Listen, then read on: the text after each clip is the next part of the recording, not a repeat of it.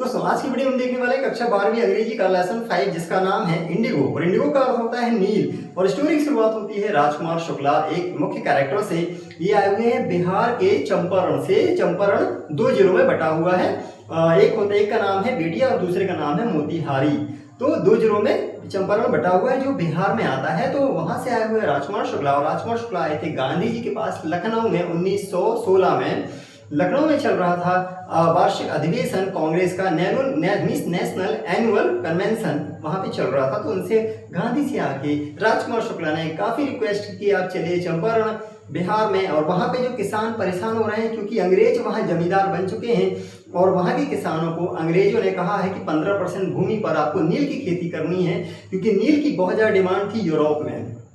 लेकिन नील की खेती से उनकी जमीनें बंजर हो रही थी। हालांकि अब उनको इससे छूट मिलने वाली थी क्योंकि जर्मनी ने एक सिंथेटिक इंडो का निर्माण कर लिया था और अंग्रेज अब जमीन छोड़ना ही चाह रहे थे।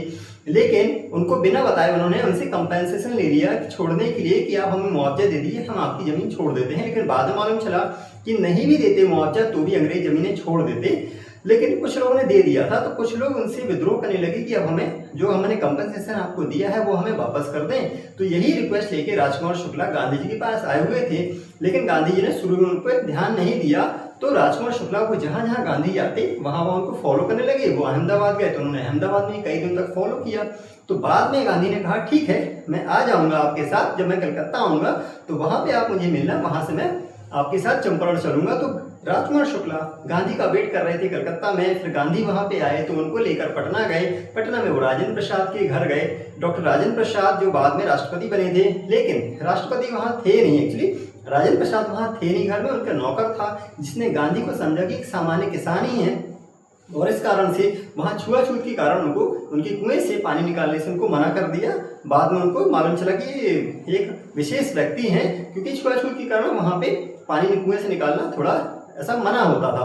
अब उसके बाद फिर गांधी गए चंपारण के मोतिहारी में। वहां पे उन्होंने रुका, उन किसानों की सारी समस्याओं को सुना, वहां पे वकीलों से बात की और इसकी खबर लग गई अंग्रेजों को कि कोई गांधी करके आया हुआ है। तो गांधी जी को अरेस्ट कर लिया गया और बाद में जब सारे किसानों ने इसका विरोध किया तो उनको छोड़ दिया गया। और बाद में गांधी ने वहां के लोगों से अंग्रेजों से कंपनसेशन की बात की कि आपको लौटाना होगा कंपनसेशन जो आपने लिया हुआ है। लेकिन अंग्रेज नहीं मान रहे थे। तो बाद में अंग्रेजों ने कहा ठीक है हम लौटा देते हैं, लेकिन हम लौटाएंगे 25% ही, हम बाकी का नहीं लौटाएंगे।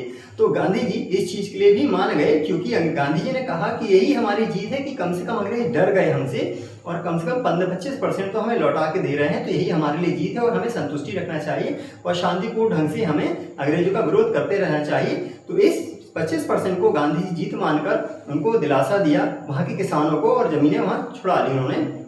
और साथ ही इसके बाद गांधी जी ने वहां थोड़ा और समय बिताया ताकि उनकी शिक्षा में सुधार कर सके, सामाजिक समस्याओं को सुधार किया जा सके, डॉक्टरी में कुछ वहां पे सुधार किया जा सके। तो इस कारण से मेडिकल में बहुत सुधार करने का प्रयास किया और ऐसे करके गांधी ने वहां कुछ समय बिताया। उसके बाद फिर वो आ गए।